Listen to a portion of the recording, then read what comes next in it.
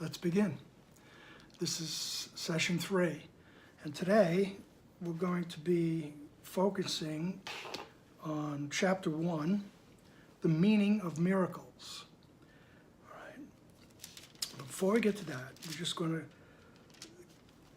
turn back one page, and there's a little introduction, okay? And right in the beginning it says, "This is a course in miracles. It is a required course. Only the time you take it is voluntary." Now, Dr. Wapnick, he helped Helen Schuckman edit the edition that was finally published. And the way he tells the story is that Helen Schuckman felt very comfortable with the persona of Jesus. I think she felt as though she knew him. She was with him in a past life, okay, in some capacity. But she felt very comfortable.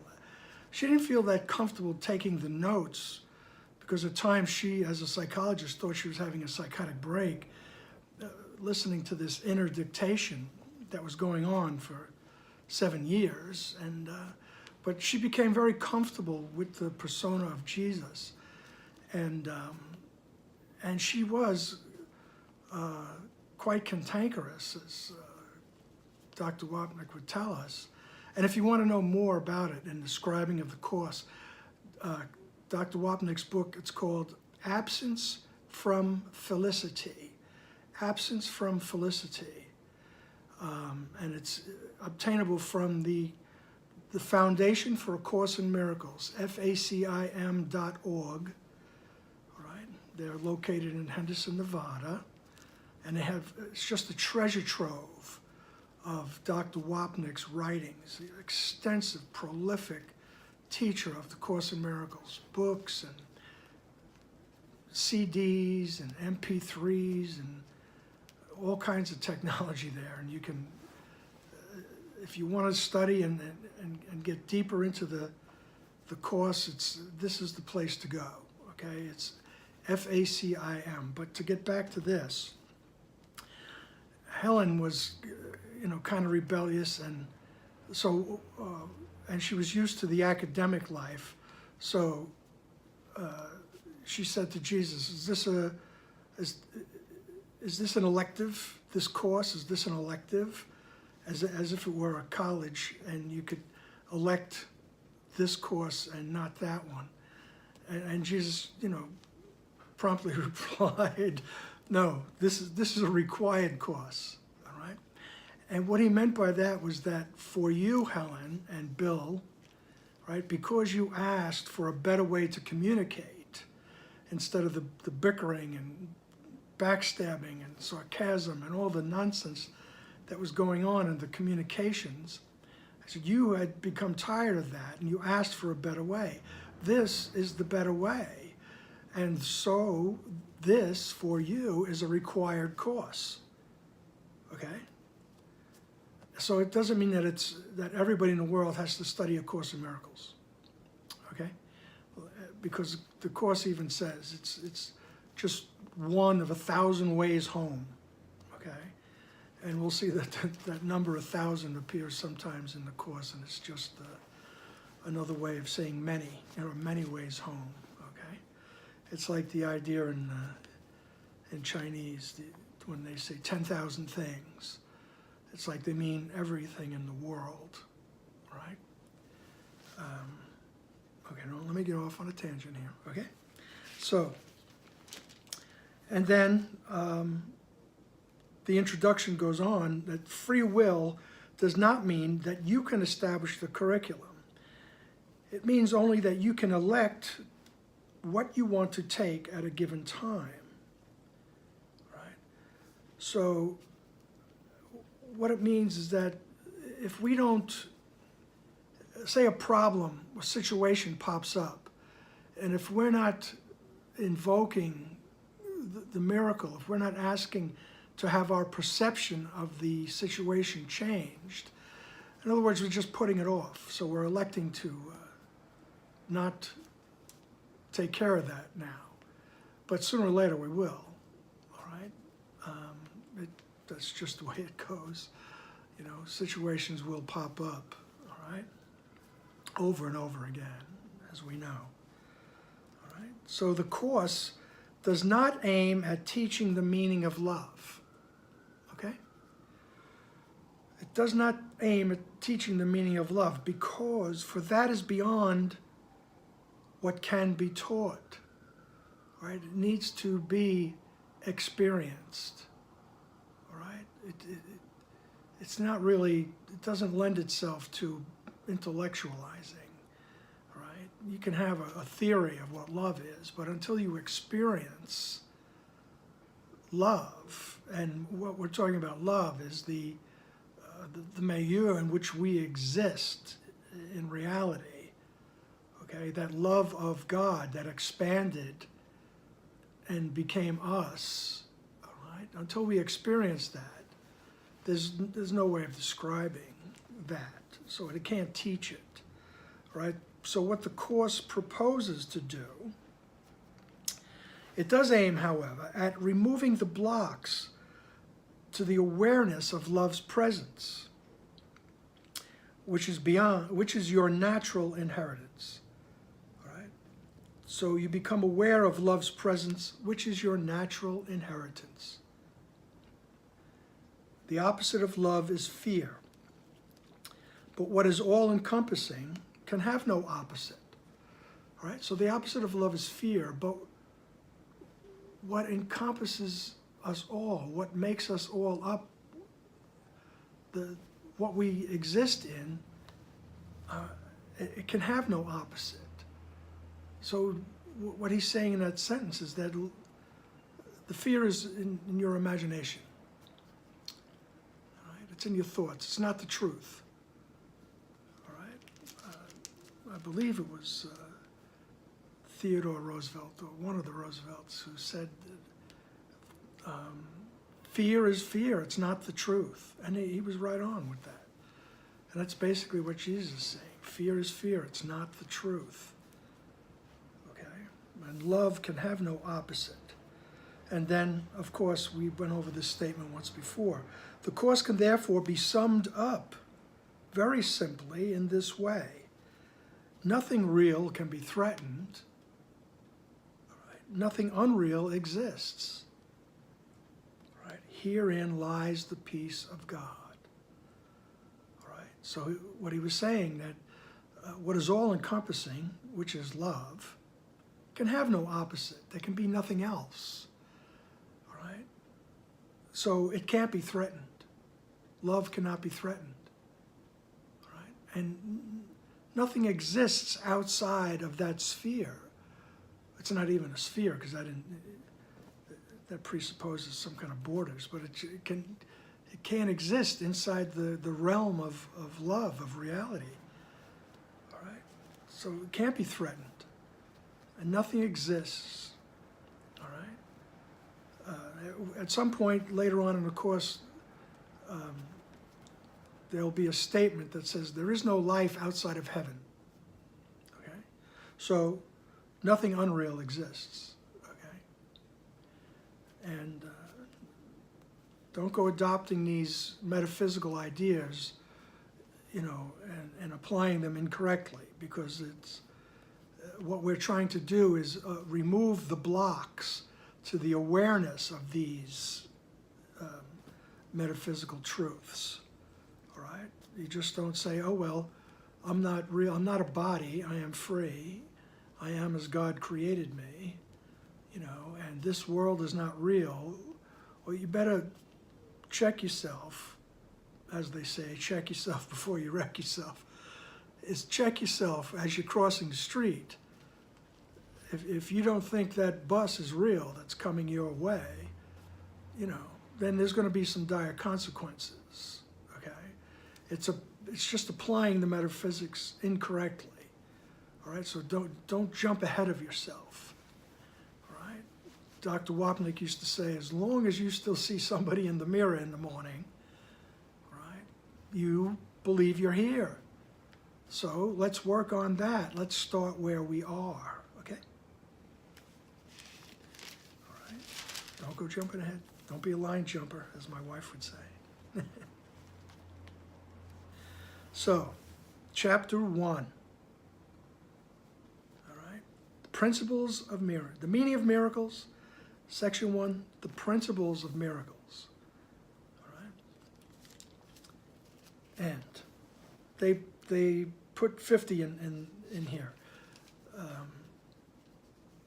Dr. Wapnick said that when it came through, there were about 55 miracle principles, and then they cut it down to 53, and Bill Thetford thought 50 was a round number, a nice number, so they left it at 50, but the other 5 principles were reworked into the following material, okay?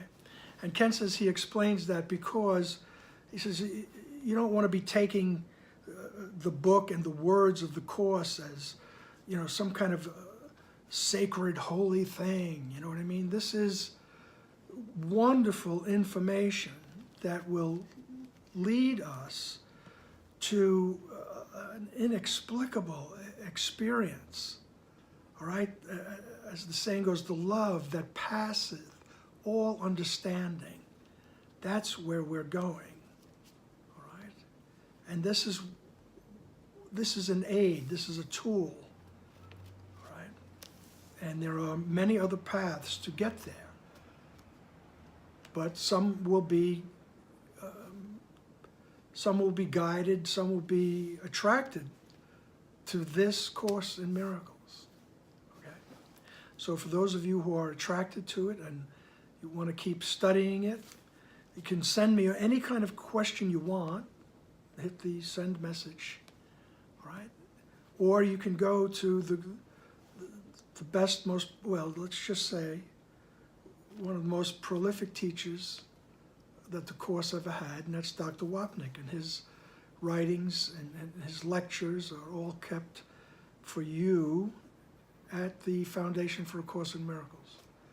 See, even Dr. Wapnick would say, don't say my teacher's the best, this one's the best. He said, stop with that nonsense, right? Don't do that, right? Because any teacher who is teaching you, first of all, not to be afraid of God, is doing a good job. Anyone who is teaching you and their message is unity instead of separation, then they're doing a good job, okay? So, you know, I don't want to say my teacher was the best and this and that. It's not like that, okay? Just my exuberance, okay? So let's just start with the first principle, which is a very important principle, because we will see this theme, and most of these themes will be repeated as we go through all the chapters of the Course and the workbook and the manual for teachers, all right? These are the opening notes of the symphony, so to speak. And these notes will recur in different ways. They use different words to say the exact same thing. So, principle number 1, there is no order of difficulty in miracles. One is not harder or bigger than the other. They are all the same. All expressions of love are maximal. All right? So what he's saying here is that in our experience, in the body, in this time and space in which we believe we are, of course we see gradations. This is worse than that. Oh yeah, well that's not as bad as what I had. You know, all these things, there are orders of difficulty, so to speak. But Jesus is saying in reality, in actuality, there is no order of difficulty when we're changing our perception. Because all of our misperceptions, all of our mistranslations of what's going on is the result of believing that we are separated from our source. We are separated. We believe we're separated from God. We believe that we were able to leave the mind of God, so to speak, and become individuals. All right? And Jesus will continuously remind us that that couldn't happen. It never happened. But the mind is so powerful that once it had that thought, it set into motion all this projection. We projected the whole universe and everything in it. All right? But he says basically, and in reality, there is no order of difficulty. All right? Because if I'm angry at you, well, I'm just a little angry. Oh, he says, well, you think there's an order of difficulty. You're not enraged, but you're just a little angry. He said, in reality, it's the same thing. It's coming from the belief that you separated from God, and therefore you're guilty of something, and you've projected that guilt onto someone, and now you interpret that as they've done something to you, or they said something to you. All right? Now you're just a little angry. Okay? But he says it's basically, it's the same thing. In reality, it's the same thing as being enraged, because it's coming from the same place. You believe you're separated from God. So there's no order of difficulty in miracles. One is not harder or bigger than the other. All right? It's not harder to correct one misperception than it is another. They're all the same. And then he finishes with, all expressions of love are maximal. So there's no gradations in love either. Right?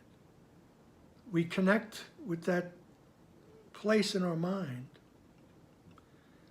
where the memory of God resides. We connect with that place in our mind, that spaciousness, that never-ending sea of bliss. All right? We connect with that, and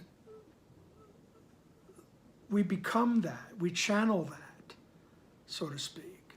I love the prayer of St. Francis when he said, Lord, make me an instrument of your peace. And that's what we're doing with the miracle.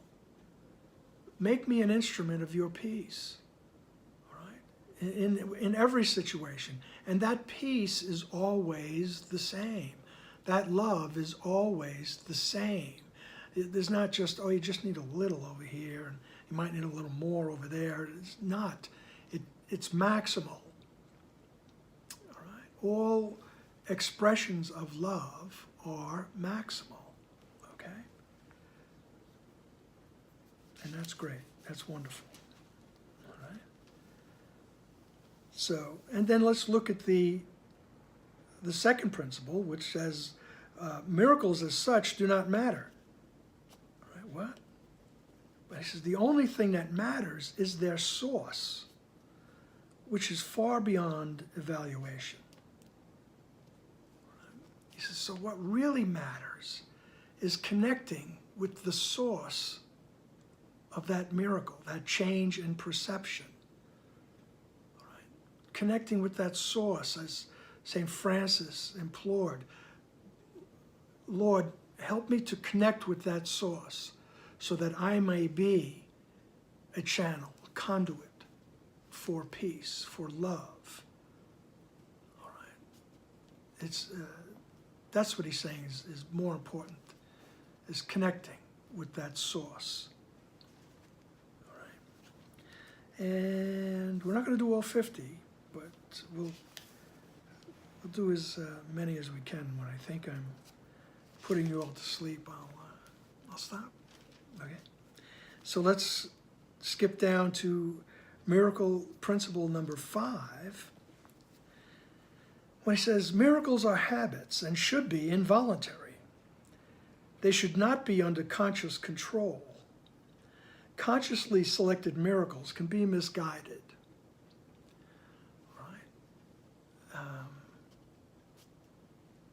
So what he's saying is, first of all, the miracle should be a habit. We should be ready to connect with that that space, that sacred space within, and allow the love to come through and take whatever shape, whatever form it needs to while we are still in form. Right? If a person is acting out, or even if they're being very loving, all right? If we're connected to that place, our response to either situation will be the same. It will be love, maximal love. In the case of someone acting out, that love will take the form of whatever is necessary, right, for that situation. If a person is extending love, then our extension of love will be recognized, greeted. Love attracts love. It will be recognized. Let's just leave it at that. And reinforced, I might add, in this plane here, because in actuality, in reality, love is at its peak at all times. And then he says they should not be under conscious control. The miracle shouldn't be under conscious control. In other words, stop knowing or thinking that you know what needs to be done in this situation. Right? And the ego is very clever. It slips itself in all these things. You know, like for quite a number of years I was a massage therapist. And I learned I had to listen to what my client was saying, right? And there were times when I had to remind myself, I don't have to know. I just need to connect with that space, and the right thing will be done, okay? I mean, of course, linear information was quite necessary. You know, you don't want to hurt somebody. But there were those times, and I met, and it's, you know, same thing, you go to your hairdresser. You know, you say, I want this, I want that, and they do what they want. Right? So your haircut is under their conscious control, or their massage experience. They're telling you what they would like to receive, and you're telling them, well, no, this is what you need. Jesus is saying, please don't do that with the miracles, okay? All right? They should not be under conscious control. Why? Because consciously selected miracles can be misguided. All right? You might have good intentions, all right? But you might be misguided. Right? There was a wonderful exercise we did in massage school, and I went to massage school, let me tell you, 1989. But it was the Gainesville, it was the Florida School of Massage, wonderful place, right? Because you learned it was beyond linear information. One of the exercises we would do is we would pair off, and the exercise I would observe, and I would say to my partner, I observe this, that, and the other thing, and because I observe that, I imagine. Just what comes up to my mind. I observe that your nose is red. So I imagine that you have a cold. Right? And then they would give feedback. I said, no, I don't have a cold. I was crying this morning. I said, oh. So in other words, whatever I thought was correct was incorrect. So it taught me, don't be arrogant enough to think that you know, right? Now, in the beginning of the course here, Jesus is not telling us we're arrogant yet, but he's saying consciously selected miracles can be misguided. You might have good intentions, all right? There's a wonderful Lyle Lovett song. It's called, She Wasn't Good, but She Had Good Intentions. I love it. Okay. So, they should not be under conscious control. Jesus is saying, let me put the love in a form that will best suit the situation. Let the love come through, all right? You don't have to know what has to be done. All our basic prayer or our basic request should be for peace of mind, all right? Because once we have that peace of mind, our perceptions will change, right? So, let's go to miracle principle number 7. Miracles are everyone's right, but purification is necessary first.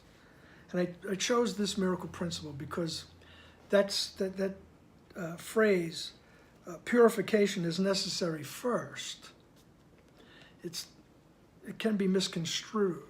There's no ritual purification it has to go through, you don't have to be baptized again, you don't have to go through some kind of a rite of passage or anything, and no ceremonies have to be performed for you.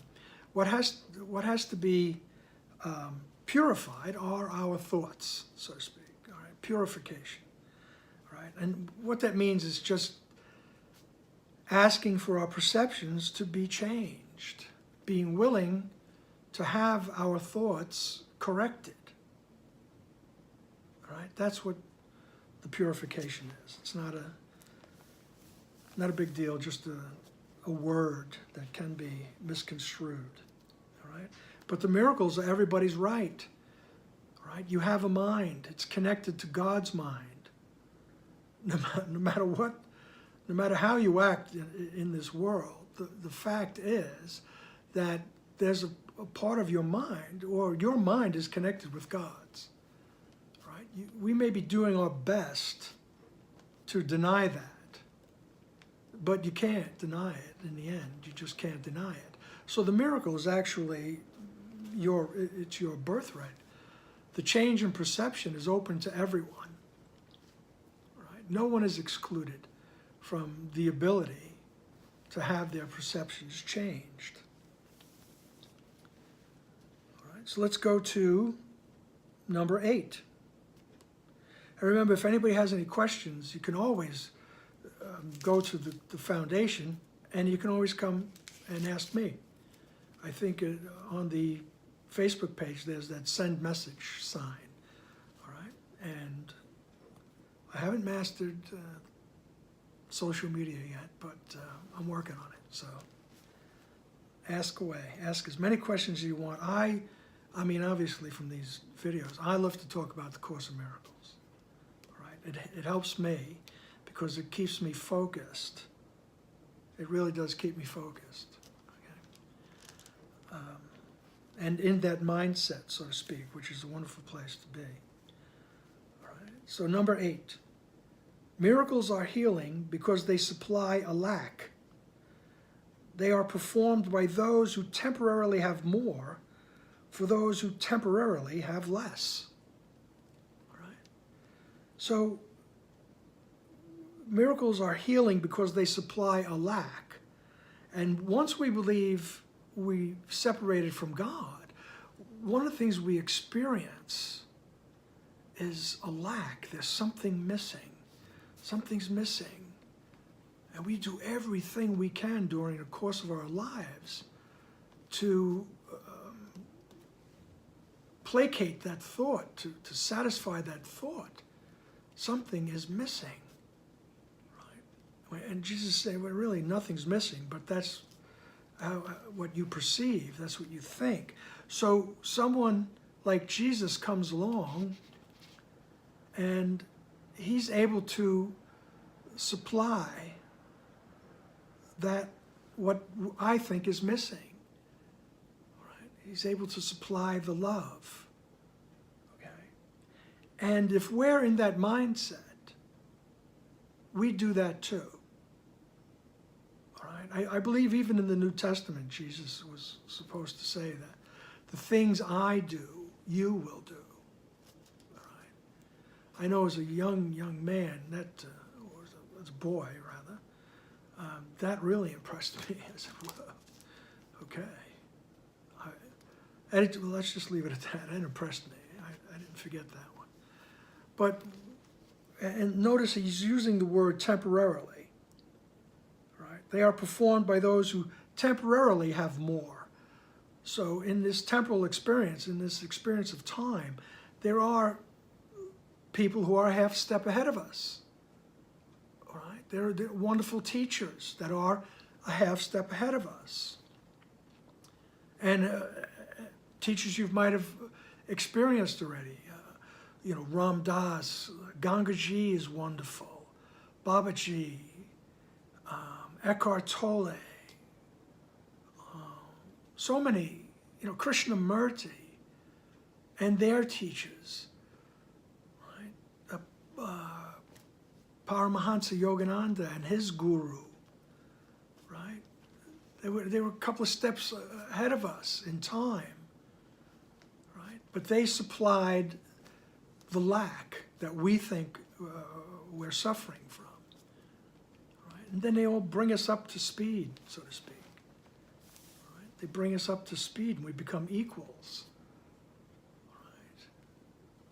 Right? There's further on in the course, there'll be a statement about Jesus that says, He, the goal we seek, and He, the means by which we achieve that goal. I'm not getting the words 100% right, but that's the idea. To become like Jesus, to see the way He sees, right, is the goal. To have that vision, right, that's the goal. And the way we get there is by asking the symbol of Jesus for help. So they bring us up to speed, so to speak. So they are temporarily performing that for those who temporarily believe they have less. Okay?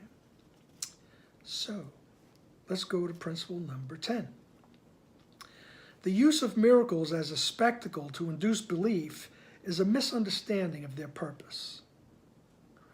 So when we say the word miracle, usually people think, healing the sick, raising the dead, changing water into wine, walking on water. Those are just the biblical miracles. In other words, we're changing the form of something, right? In order to, everybody, that was a miracle, right? To induce belief, right? To persuade people that what I'm saying is truth, right? Watch me bend this spoon. That's a misunderstanding of their purpose. The purpose of the miracle, which is succinctly put, is a change in perception, a change in my interpretation of the world. That's what the miracle is. Right? So let's not misunderstand their purpose. Their purpose is to bring me, to remove the blocks to the awareness of love's presence. All right? So let's look at another one. Let's go to number 15. Each day should be devoted to miracles. The purpose of time is to enable you to learn how to use time constructively. It is thus a teaching device and a means to an end. Time will cease when it is no longer useful in facilitating learning. Right? And that's another aspect of the Course's teaching, is that when we chose to believe that we could separate from oneness, right, automatically, with the power of the mind, as Dr. Wapnick would say, the carpet of time rolled out. Right? There was all of a sudden, there was past, present, and future. And in the past was the sin, the original sin, the guilt is in the present, and the fear is in the future. Right? So there was the thought that, oh, I did something wrong. And then we skip to the future and say, oh, I'm going to get it, and there's the guilt. I did something wrong, and I'm going to get punished in the future. Right? So the carpet of time rolled out. Right? And we live our lives according to time and calendars, and seasons and movements of things. Okay? The mind is, very powerful, and it made all these things. And it was the reason we made all these things was to convince us that we had separated from our source. And they are very convincing. All right? So what we're doing is removing the blocks. We're using time, because here we are in time. We believe we're in time. So Jesus says, use time to help you escape from the idea that there is such a thing as time. And he says that each day should be devoted to miracles. And what he's saying is that we should train ourselves, and sooner or later we will want to. Realizing the results of the miracle is just marvelous, that our perception has changed, and I'm no longer, the angry old guy walking down the street. I'm not the angry old guy who's afraid of crossing the street because somebody's going to knock him down or something. All of a sudden, I'm walking down the street and my perception has changed. And it's just a joy. I see things differently. Right? Some things. But the possibility is there, and that's why I should devote every day to that, to getting into that mindset. Right? So every day should be devoted to miracles. Every day should be devoted to changing my interpretation of what's going on here. Right? And then he says the purpose of time is to enable you to learn how to use time constructively. In other words, don't waste time. Don't waste time. Don't waste the lifetime. Right? You're just going to pop up somewhere and do it again in a different form, but you'll have the same problem, which is the belief that you're separated from God. As later on Jesus would say, that people who roam the earth, uncertain, lonely, and in constant fear. That's the result of believing I'm separated from my source. I'm separated from love. I'm separated from God. I'm separated from oneness. Right? So it behooves us, as my 7th grade teacher would say, it behooves you to devote every day to miracles, to changing your perception. All right? And so time is used then as a teaching device, right? Because in the course of time, situations will come up, and there will be opportunities for me to change my perception, to change my interpretation of what's coming up. All right? So use time constructively. And it is thus a teaching device and a means to an end. So time will be a tool to help me to eventually realize that I reside with my God, with my source, right? In the wonderful place called reality, because we have to use words. Heaven, right? Oneness. Okay. And then he says, time will cease when it is no longer useful in facilitating learning. All right. So when you're done, you're done. And it won't be a frightening situation. Okay. When you reach the realization, oh, I'm one with God. And that's a happy realization, right? You will experience invulnerability. There'll be no more fear. There'll be no more use for time, right? So just keep working at it. And later on in the book, there's a question that says, how will the world end? And Jesus' answer to that is, the world will end in laughter because it is a place of tears. So in other words, our perception of the world will change, right? And we will be happy.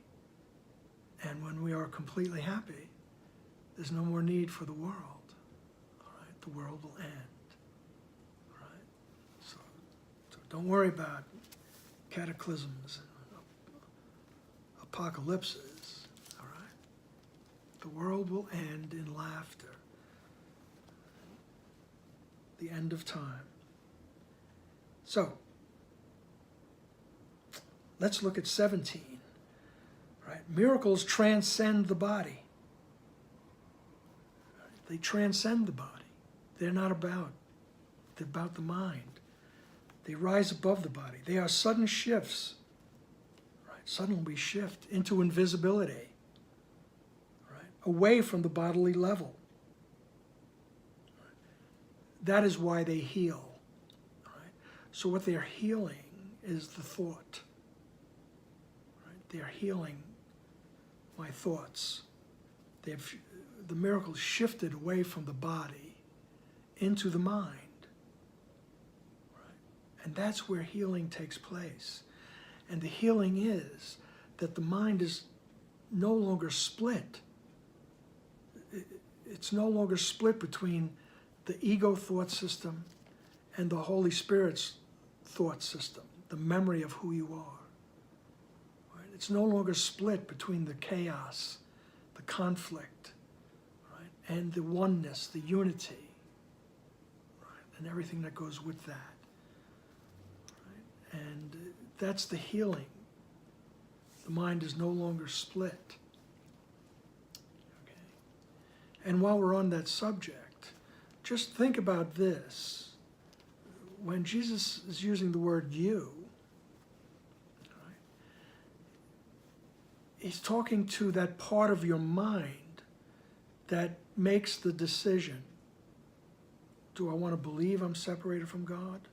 Or do I want to believe I'm part of the oneness? Right? And Jesus will tell us that every moment of every day, every second that passes by, you are making that decision. Okay, so that's the you he's talking to. You're, as Dr. Wapnick would say, you're a decision maker. Right? So miracles transcend the body. They are sudden shifts. They're a shift into invisibility. My thoughts go to that stately calm within, as the Course would say, where the memory of who I am resides. Right? And I can contact that.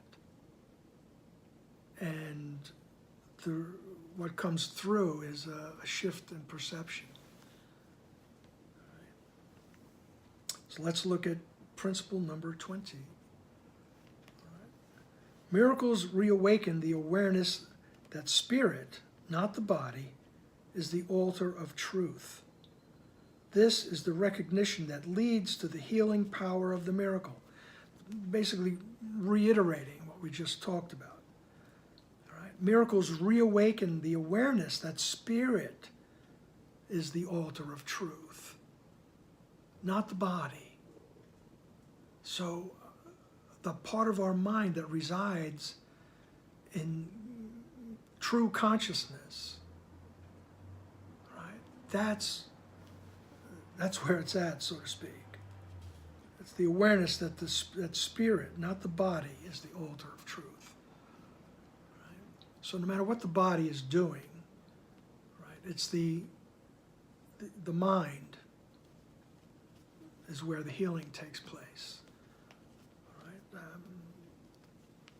What comes up for me now is that a man like Krishnamurti, he had terrible pain most of his life, I believe it was. whether it was spinal pain or headache, that would just come on him, right? And there were other people who, and I believe Eckhart Tolle, he talks about his psychological pain. There was so much psychological pain that he experienced even as a young person, until he came to a point where he was, I don't want to speak for him, it's better if you were to listen to him, but he would say, who is the me that's experiencing this pain?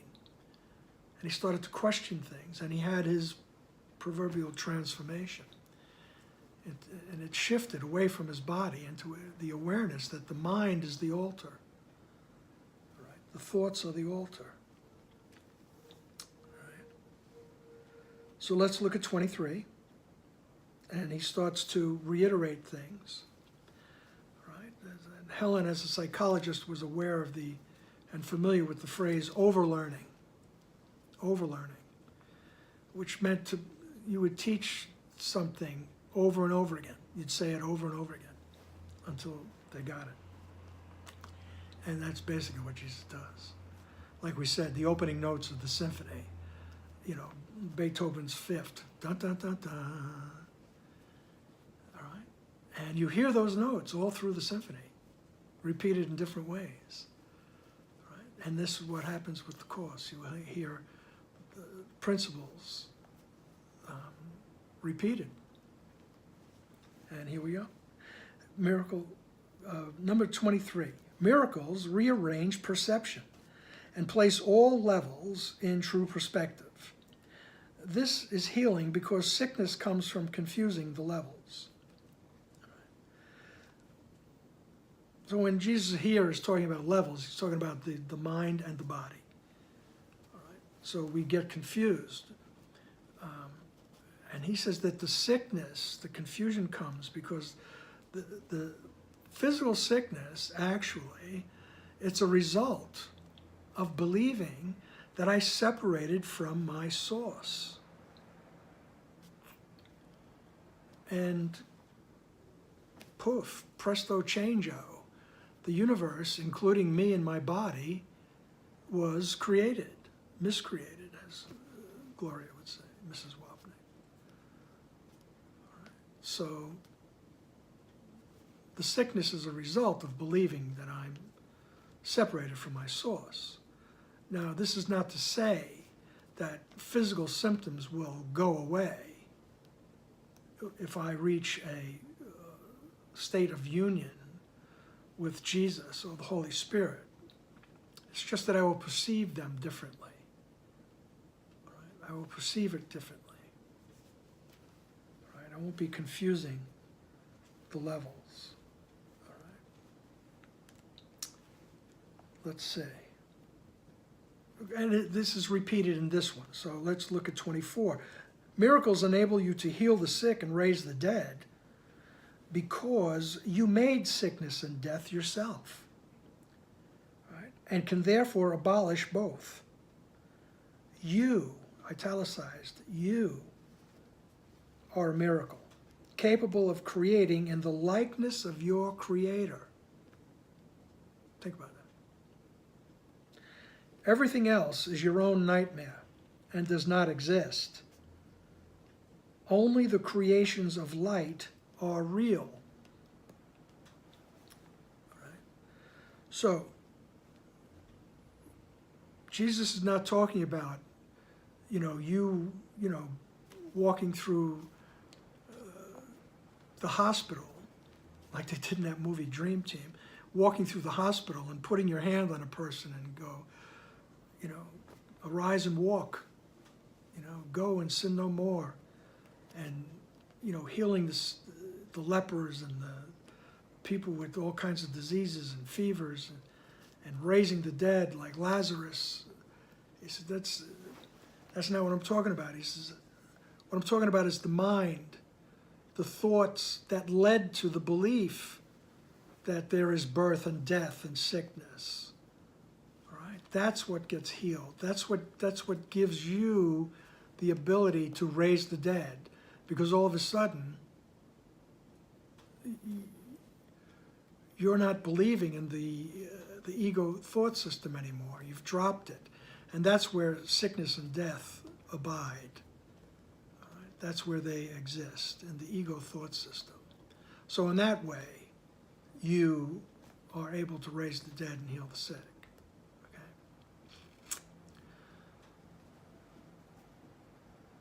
So, he says, you are a miracle, right?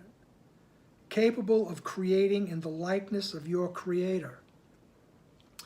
Now, we're going to see the word creations in the book, all throughout the book, and that you create like your Creator does. Meaning that when the original source, our Creator, God, whatever word you want to choose, expanded the thought of love, right? That was you. And that thought of love is the same as the Creator. And so that thought of love has the same qualities, the same abilities as the Creator. The only difference is that you didn't create yourself, so to speak. Right? You are the effect of God. But you can do the same thing. And what your creations really are, in reality, in heaven, so to speak, in the oneness, your creations are the same. They're extensions of love. It's love that's being extended. These are your creations. So you create like your Creator. You are a miracle, capable of creating in the likeness of your Creator. All right, so you're capable of those extensions of love. All right?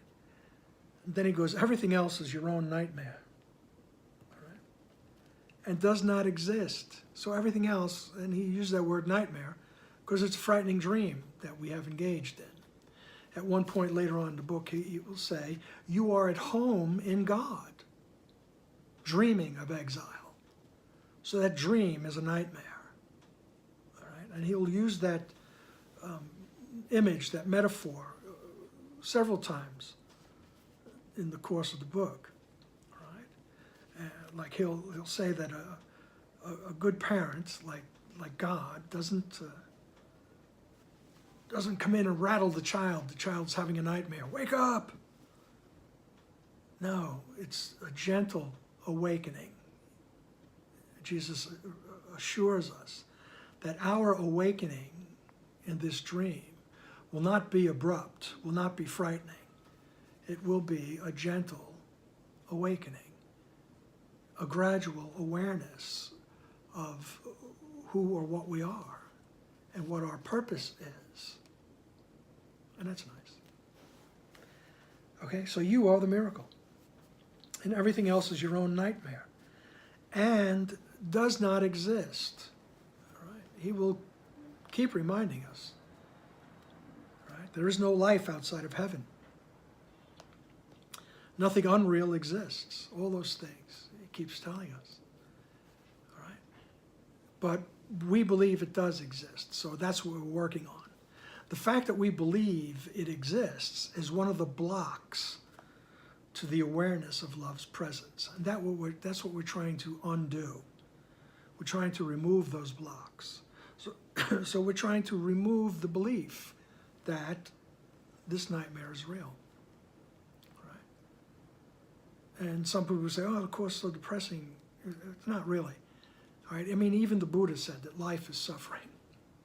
Okay? So, Jesus just uses a different word. It's a nightmare. Don't worry, it ends. All right? It ends in laughter, as we said. Remember that. All right? So, let's go to number 32. All right? He says, I inspire all miracles, which are really intercessions. They intercede for your holiness and make your perceptions holy. By placing you beyond the physical laws They raise you into a sphere of celestial order. In this order, you are perfect. Right? Beautiful. But Jesus, once again, because Helen was so comfortable with the thought of Jesus, she was very well versed in the Bible, although she always said she was an atheist, but she knew her Bible. She loved being taken to, I believe it was Baptist services by her nanny. Her nanny would take her. And she grew to love that. Right? But she always said she was basically an atheist. But deep down inside, obviously there was something that connected. So Jesus is saying, I inspire the miracles. Don't do it yourself, in other words. All right? And because I chose not to believe in the ego, I am your source for miracles. I am your source for miracles. Because later on in the book, he'll say, I was once like you, but I chose not to believe in the ego thought system. So therefore, I inspire the miracles. All right. And the miracles, these changes, all right, in perception, they intercede for your holiness. All right. They speak for your holiness. All right. And they make your perceptions holy. They change your perceptions. There it is again. All right.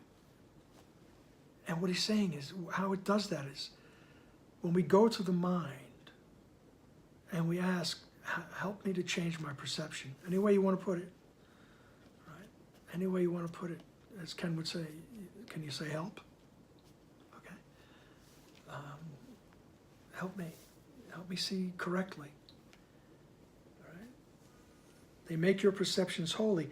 In that instant, you are beyond the physical laws. Right? You're beyond time and space. Right? Because in the mind, you're in that expanse of space now. So you're beyond the physical laws.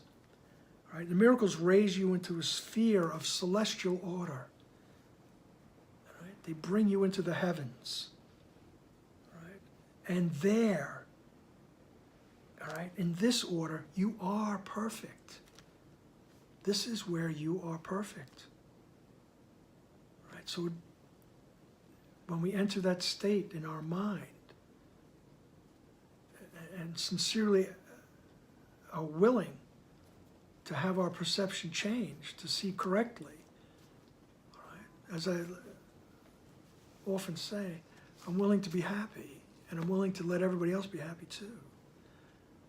In that instant, I am raised to a celestial order in which I, not as Kevin, but I, as who I truly am, are perfect. That extension of God's love. Okay? In this order, you are perfect. And 33, miracles honor you because you're lovable. Now here it comes again. They dispel illusions about yourself and perceive the light in you. They thus atone for your errors by freeing you from your nightmares. By releasing your mind from the imprisonment of your illusions, they restore your sanity. Right? So the miracle, the change of perception, honors you. Why? Because you are lovable. You are love and you are lovable. Right? And it corrects that an immediate thought. I believe I separated from God. Oh. Right? Oh, I am the home of evil, darkness, and sin, as one of the lessons says. But that's the perception we walk around with, whether we are aware of it or not. We're always trying to get rid of that thought. So we project it out onto everybody else. No, it's not me, it's you. You're the home of evil, darkness, and sin. Because the ego says, get rid of that thought, you'll feel better. But that never works. All right. And it says the miracle dispels the illusion about yourself. the illusion, the main illusion, is that I'm separated from God. So it dispels that illusion. All right? And it sees the light in you. It recognizes the light in you. And thus it atones, it undoes your errors. It corrects your errors, right? By freeing you from your nightmares. My nightmares are the result of the idea that I did something wrong. I committed a sin. Right? I'm going to be punished for it somewhere in the future. Sin, guilt, and fear. All my nightmares arise from there. And by releasing your mind from the imprisonment of your illusions, they restore your sanity. Right? In other words, they restore the health of your mind. They heal your mind. And it reminds me of the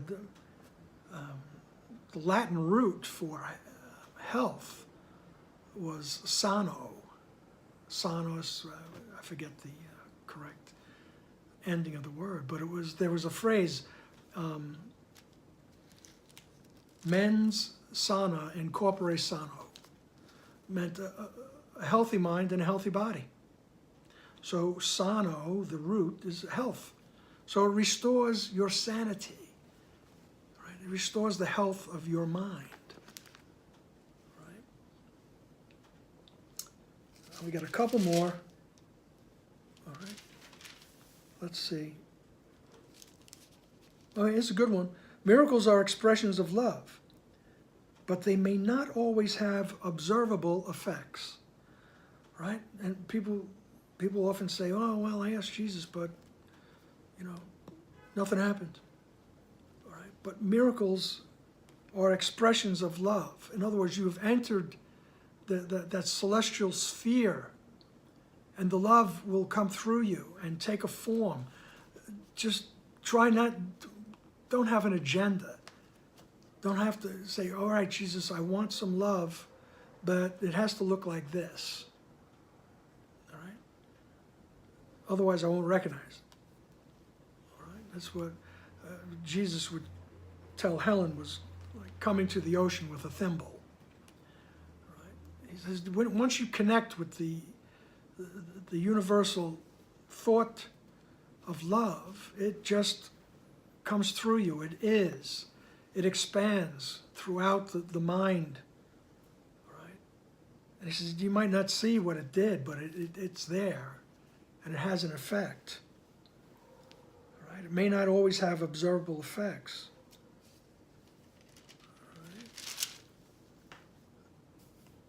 Right. Let's see. I'm going to skip a couple because now I'm going a little, I don't want to go too far in time, so to speak, because I know people's, including mine, your attention span these days is not, it's not what it used to be. Let's put it that way, okay? And I've already gone over my attention span, I think. So, let's look at 40. The miracle acknowledges everyone as your brother and mine. It is a way of perceiving the universal mark of God. So the miracle acknowledges that minds are one. Everybody is, we just split into so many pieces. That's the idea of the ego loves separation. Separation from God, separation from each other. Right? But if you use the analogy of a mirror, say that this mirror, this big mirror, it fell and cracked. And now there's, billion pieces of mirror on the floor. All right? But if you pick up each piece, it has the quality of the mirror. It has the original quality of the mirror. And that's who we are. We have the original quality of God's creation. All right? So, the miracle acknowledges that everyone is my brother. Everyone is, it just acknowledges everyone is your brother. It is a way of perceiving the universal mark of God. All right? In other words, the light that's in me sees the light in you, as the saying goes. All right? That's the miracle. Otherwise, I'm looking at you and I'm wondering, all right, I got to size you up, so to speak. Because in the ego, it's, you or me, I got to be careful. Got to be careful. All right? And that doesn't mean that you just walking down the street silly. You just know that you're connected, that minds are one. So, a miracle is never lost. It may touch many people that you have not even met and produce undreamed of changes in the situations of which you are not even aware. That's another way of saying you might not see observable effects. All right? But a miracle, that change in perception, that connection with that space in the mind where it's connected to all that is, it's never lost, never lost. And it may touch people you have never even met and produce undreamed of changes in situations of which you are not even aware. Why is that? Because of one of the things that will be repeated throughout the course. The mind is one. Minds are joined. Right? We perceive separation, but there's only the one mind of God. And we exist as one sun, so to speak, to use the Course's terms. All right? We're not excluding women, by the way. We're just using the Course's terms. But each of us is part of that oneness. All right? That's why it produces undreamed of changes. All right? Because it affects the one mind. Okay. And we'll go to 49. The miracle makes no distinction among degrees of misperception. Repeating the first principle, really. The miracle makes no distinction among degrees of misperception. All right? So, whether I'm a little annoyed with you or I hate you, the miracle makes no distinction among degrees of misperception. It is a device for perception correction. In other words, it corrects my perception, as we keep saying here. Right? Effective, quite apart from either the degree or the direction of the error. Right? So it doesn't matter the degree of my anger or the direction, which means where did it come from? Am I angry? I'm still angry at that guy, from when I was 12 years old and he slapped me in the face. Am I still angry? Am I still angry at that? Wow, all those years later, all right? In case you're wondering, 57 years later, that memory pops up and that rage is still there as if it happened just now. All right? So the miracle is able to correct that perception also. It doesn't matter the direction, past or future, because what's happening is happening right now. And that's where the correction is. All right? It's a device for perception correction, effective quite apart from either the degree or the direction of the error. This is its true indiscriminateness. All right. So let's end there. All right. And just remember that the miracle is a change in perception.